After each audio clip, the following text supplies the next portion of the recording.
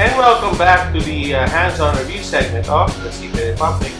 Ang pag-uusapan natin ngayon ay ang Asus Zenfone Selfie. Yes. Medyo kamukha kasi na ibang other Zenphones.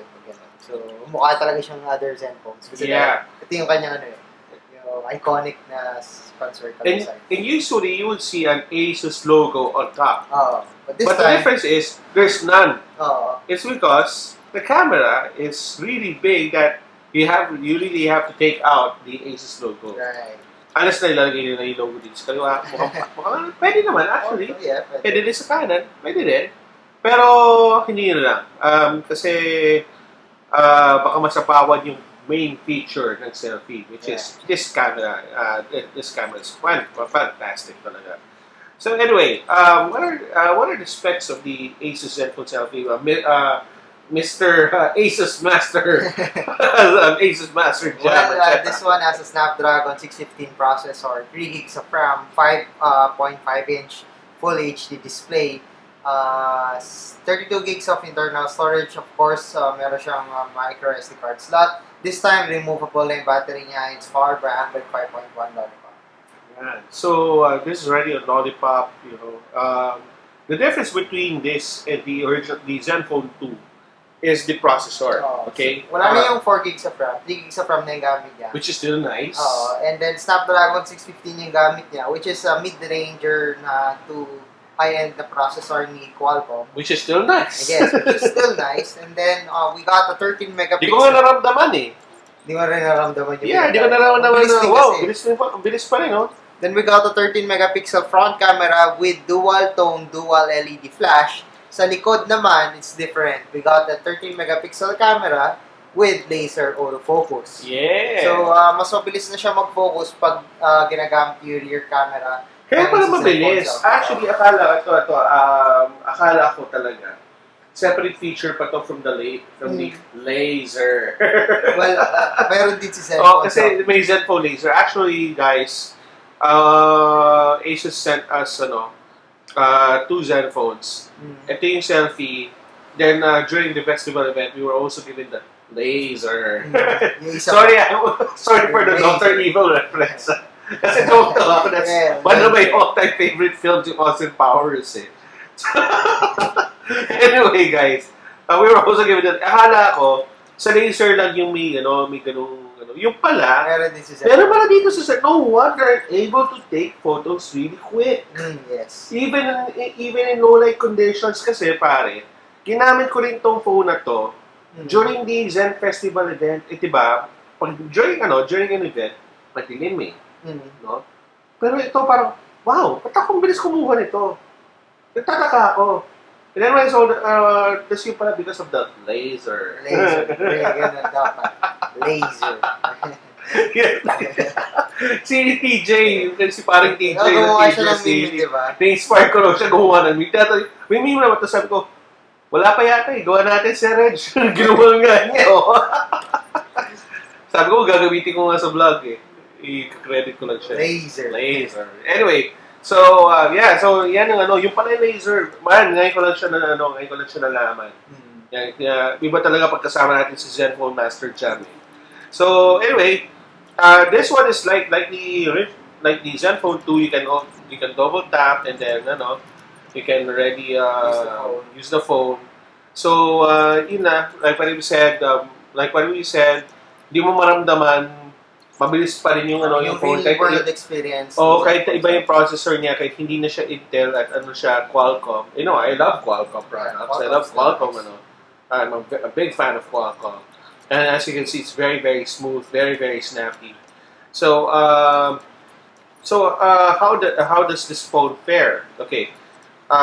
Let's do gaming first. Kunin na natin yung camera because the camera is main feature. Kasi the camera is really the main feature here, and it seems that I'm going to use this as my main phone again before I finally do the final review. But let's start with the gaming. So nag-install kami ng Asphalt Overdrive here, and then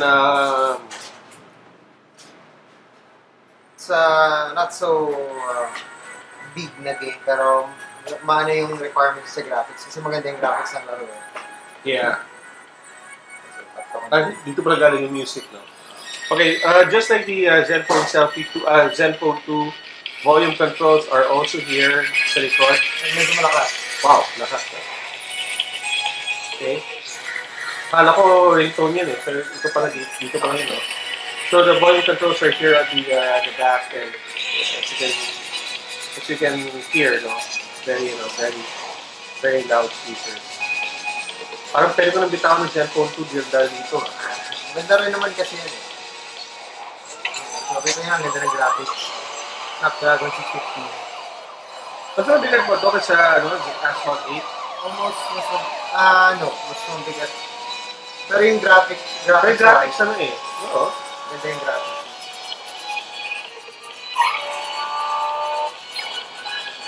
Pero kita niyo naman yung graphics niya. May motion blur na konti.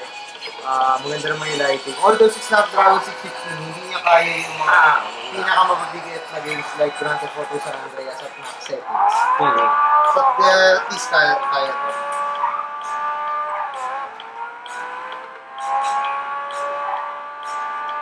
So ganito pala maglaro ng Asphalt. Swipe. Kaya pala, pero yung graphics is still, still very nice for this kind of game, no? Maganda yung effects, maganda yung effects niya. Yeah! For Qualcomm 615 device, wow. It's impressive, man. I suppose the other games, high capacity games, high graphic games, give us a pretty nice gaming experience.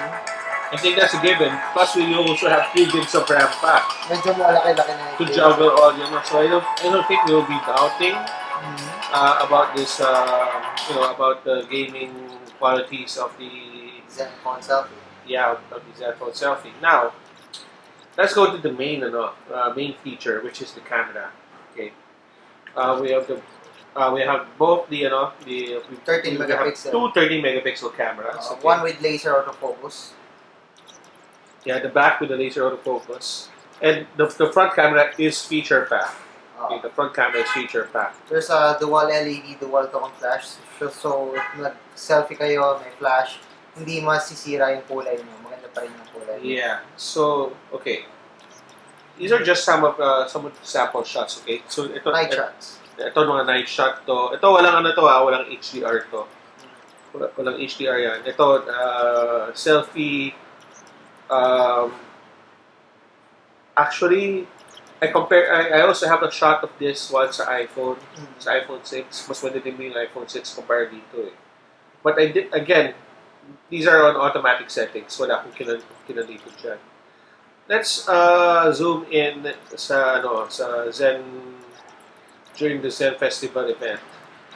Okay, so these were the pictures that look at this photo. Look at this photo of the Mr. Jerry Shen, the CEO of ASUS. Ang ganda ng pagkakuha ko dito. Akala mo SLR. Iba yung Akala mo DSLR, di ba? Iba yung dating niya. Yeah. Very nice. So another I think this is the design person yata. I forgot his name. Kaya mo ba ito, Jam?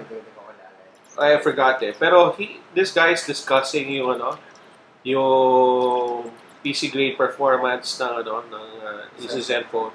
But from afar, the photo looks like it was taken by a high quality camera. But again, this was only taken by Zenfone Selfie. Unbelievable. No? So that's another photo. Again, photo looks nice. Ito, selfie namin pare. Madilim eh. Okay? This is Bon of Taragis.com, fellow blogger. No? Madilim. Pero just for kicks, kuhanan kami ng selfie ni Bon. And with flash. And because the Zenfone Selfie has a flash, we were still able to have a clear photo of ourselves during the event. Kaya kitang-kita rin yung taba sa mukha ko. Yeah, so, you know, ano ba? What other? Ito, this is a close-up. This is a close-up picture. Yung lumapit siya. Cellphone selfie. Yeah. See? Nice, di ba? Malinaw. Malinaw siya. So, I took advantage to take a lot of pictures. And then, shawarma. Look at the detail of the shawarma with chili. Diba? Look at the colors. Diba? It's quite accurate, no? It's quite accurate. Like yung Habang check yung picture, titignan ko yung shawarma, check yung picture, titignan ko yung shawarma. Okay, pwede na kainin. maganda na. yung kuha. Maganda nga yung maganda yung picture quality niya. Well, day shots, hindi mo ba pagkakain yung day shots. Yeah, that's one of those day shots in C6 Road. And what else? This is another good selfie. Malinaw. Malinaw po ito. At ito nakakatawa, okay? The Zenfone selfie, we'll go to the, sige. Before we go to the camera, tapusin lang natin yung ibang, ito, kuha ni Selfie Master. Selfie Master. Mark Macanas of techpinas.com. Alright, this was taken the other day. Alright, when he took pictures of this, using the cell phone selfie, I heard him say, ganda nito, Doc. Maganda yung Because I told him to take comparison photos with the iPhone.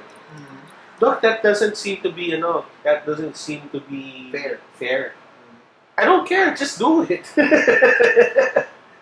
And, Mark Macanas, with his, penchant for selfies, no? He made the necessary adjustments using the beautification feature. Ay, nako. You check out, guys, my blog, georlogo.net, camera shootout between the Asus Zenfone selfie and the iPhone 6. Tingnan nyo doon yung picture ni Mark Macanas with the iPhone 6 and with the Asus Zenfone selfie. Since we don't have the iPhone right now, what I can tell you is, sa Asus Zenfone selfie with the beautification feature, gumanda ang kutis ni Mr. Tech Pinas. Isa beautification Hindi siya mukhang stress. Sa Asus, sa iPhone 6, mukha siyang stress. Dito, mukha siyang fresh. Stress-free. Tandaan niyo magmumukha niyan. Yan. si Mr. Tech Pinas, okay? That is his famous pout.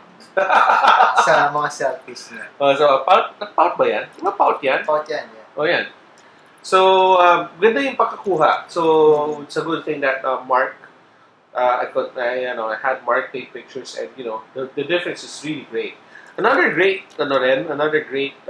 picture that I was able to take is using not that one. It's using this. This is called the selfie panorama. So, siyempre, pag naka-selfie ka sa iPhone, hanggang ganito lang. Okay? But because of the Zenfone selfie panorama feature, I was able to take a very wide picture. Now, ito na yung comment ko. Okay, let's go to the camera function.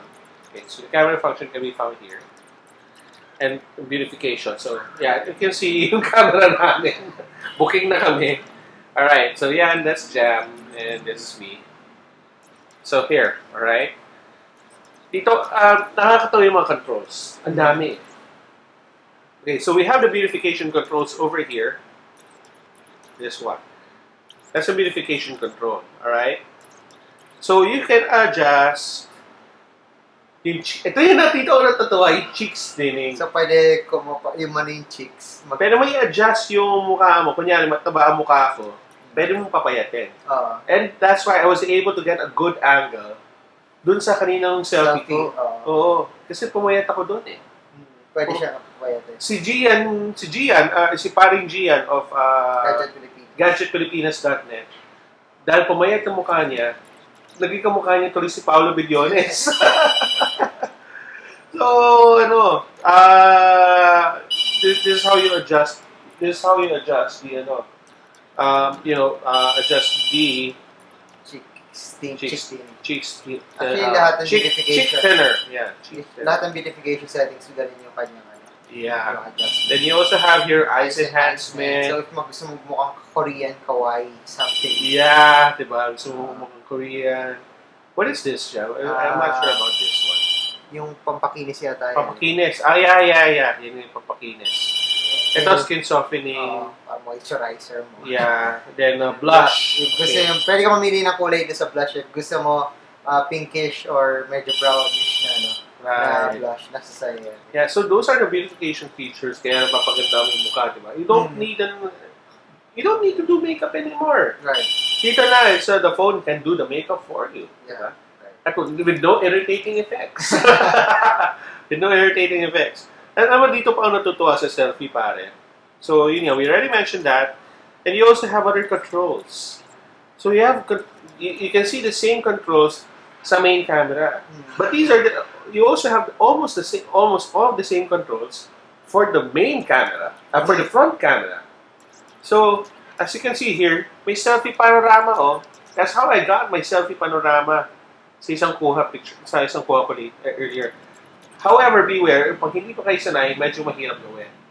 Because the first time I tried to use this, nagkakamali talaga ako. So you really have to, in order for you to make the selfie panorama work, kailangan talaga sundin yung instruction na maigi. So, pag sinabi ng, okay, turn right, kailangan makikita nyo yung parang nagpa-flash. That's how it should work. Dapat nagpa-flash talaga siya. Until makuha mo yung buong Yan. Then, balik ka naman sa kabilang side. Yun naman yung Yan. Yun naman yung kailangan mo i-kompleto. Yeah. I think we got it. Did we? Yep. Pero hindi na. Pero okay na din. Yan. And then, I think we got it. Okay na. Hindi naman kailangan kasi parang punong-puno yung Kailangan mo lang kung hanggang saan yung abot. Yeah, then, check button. Let's see the result. Kasi nung una, nahihirapan ako eh. Let's see the result. Yeah. Ayan. See? That's how the Zenfone selfie panorama. Now, yun nga, there are other features. You can even do manual. You can even do manual on your selfie. Diba? Grabe na to, man. Grabe na to. Kasi yung camera niya, almost similar to sa likod. So, pwedeng marami na. And of course, you have the patented yung low light, yung low light mode niya. Low light mode ni, so pag talagang madilim, you don't want to use flash, go ahead and use the low light. So, minsan hindi mo kita-kita. Or kung gusto mo HDR, pwede ng HDR. You have all these features and you can do this with the main camera. Right. The main camera, the front camera rather. The front camera with a 13 megapixel may dual tone flash. Oh my goodness, this camera is really amazing. So we were able, we've shown you sample shots of the selfie, and man, this is not just for selfie people, pare. This is also for people who want to use their smartphones as their main camera na rin. And because the main camera has a laser feature, laser feature, mas mabilis na mas mabilis mo kumuha ng picture, and you can really take good quality photos. Sometimes it's there are times that it's at par with the iPhone. There are times that mas maganda pa nga siya sa iPhone yung sa results of pictures. So, this is a dual SIM, by the way. Dual SIM din pala itong phone na to. Dual micro SIM. Yes. So, and it's also, because it's a Snapdragon 615, it means it can also run LTE. You can also use LTE with this phone. So there, Jam, any additional, ano mga colors pa nito, Jam? It's available in pink, teal, and white. Yeah. For mostly feminine. Buti na white na nakuha ko. Yeah, pero I think the Asus should also include yung mga colors for max for men, because men would probably use this as well. Maganda rin kasi. Yeah. And look at Mr. Mechanics. Yeah. So, yun. That's the Asus Zenfone Selfie. The SRP is 11,999. It's already available in the market today. Man, this is really a very nice phone. But again, if you want to take what do you call this? If you want a lower version of this, Meron ba? yes, Meron ba? the Asus Zenfone Laser. Yung Zenfone to Laser, yes. Yes, the Asus Zenfone 2 Laser. We'll be reviewing that. We'll be reviewing that probably in the next episode na rin. Mukhang kaya naman. So, yun ang natin. Yun ang mga re-reviewin natin next time. Alright, so, guys, if you have any questions, just post your comments on YouTube. YouTube.com/the Networks. Or you can go to Facebook.com/The CP Republic or tweet us at The CP Republic. Yan. That's all for now. And please wait for our next review. Yeah. Which is the one and only, because literally it's the one and only phone in the Philippines. The ZTE Accent Pro. So stay tuned for that.